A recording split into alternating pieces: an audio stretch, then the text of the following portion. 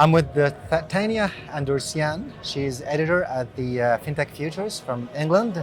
Welcome, Tanya. Thank you very much. So let's start with the hard question. Go ahead. Where did the banks fail so that the rise of FinTech could have been possible? You know what? I think the banks saw the tech revolution coming. Right. There are very smart people who work in banks, and I'm pretty sure they understood the oncoming of the smartphones and the digital revolution. But big banks are big corporates. They're very difficult to change. They're very difficult to persuade, particularly at the board level, because to really offer the fintech type service, you don't just have to implement new technology, you also have to change the processes. You have to change the business, you have to change the culture, you have to retrain the people. So it's a very big, complicated and lengthy undertaking.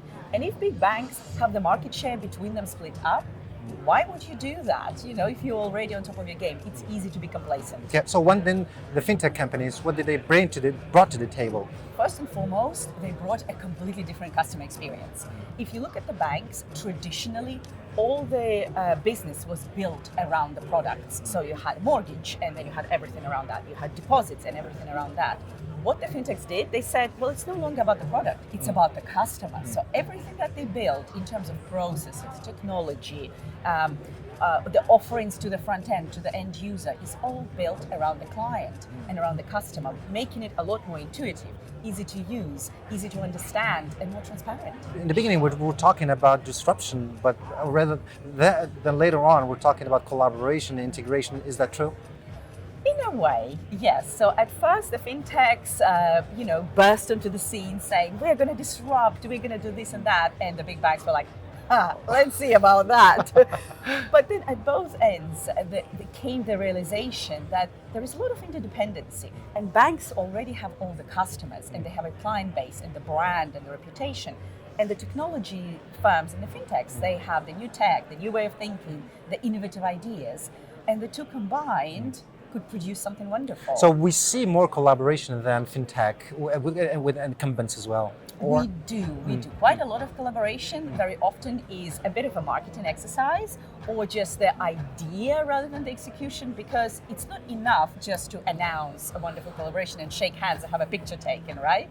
You also have to actually go through with it, implement it, make sure that the end user or whoever your target audience is benefits from it, and it brings tangible results to both parties that collaborated, right? Yeah, sure. So then, in particular case of the UK, I guess that you are succeeding somehow in the fintech arena. What is the secret behind that success? I think that it is a lot to do with the regulator and quite forward-looking thinking that the Financial Conduct Authority adopted following the crisis. I guess there was a lot of rethink of, hang on a second, we are really dependent on this, like 5 high street banks. What can we do, at the European level as well, to promote more diversity, more options for the clients and more competition. And this is when the regulator rethought the regulatory process and lowered the barriers for the new entrants. And of course, the PSD2 on the pan-European level and the open banking regulation helped immensely with that. So we often see regulation as a barrier, but it's in this case, it's an enabler for innovation, fintech innovation. I think that in the UK, yes, because now with a sort of other parts of the world are looking at the UK regulator as an example. So the open banking and the regulatory reforms that the UK did are now being adopted in Australia, are now being adopted in New Zealand, Singapore, and Canada as well. Even the US. So, who would have thought? What are these key things that the regulation brought? What is these things that other countries can benefit from?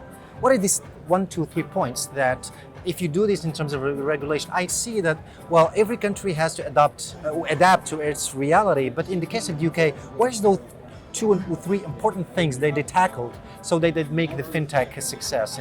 I think one of the things was definitely technology. So the regulator looked at the modern technology, such as cloud, for example, and said, you know what, actually, there is a lot more now you can do with the cloud because it's safer, it's more secure, and the technology has got us to the point where we can look at it and make it regulatory compliant, and that helped immensely. And of course, also kind of forcing the big players to adapt as well. So the regulator said, look guys, you're all big banks, you don't want to change, but you have to, and here is the deadline. And open banking, one of the examples is this.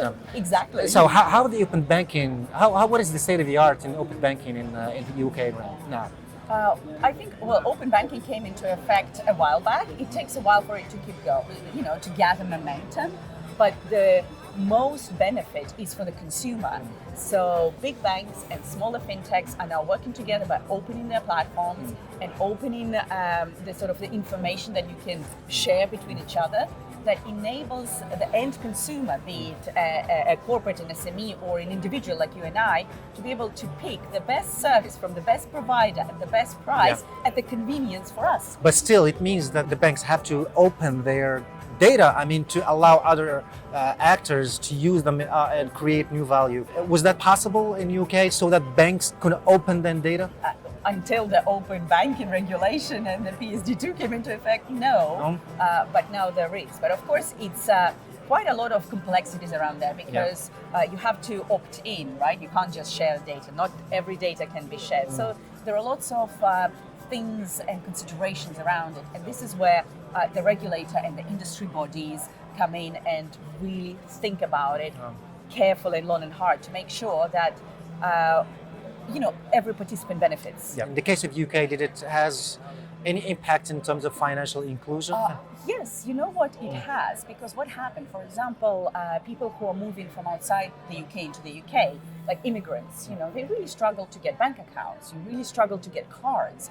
And if you don't have that, then you struggle with a job, you struggle with your getting a car, you struggle with getting an apartment, and so on and so forth. So it has a terrible effect. So all these entrepreneurial spirits and people coming from abroad now can benefit from having a bank account with like Monese, for example, or with Revolut, and that it opens up like a whole new world of opportunities and helps people. Thank you for having me. Oh, thank you for having me. Thank you. Thanks a lot. Thanks. Thank you.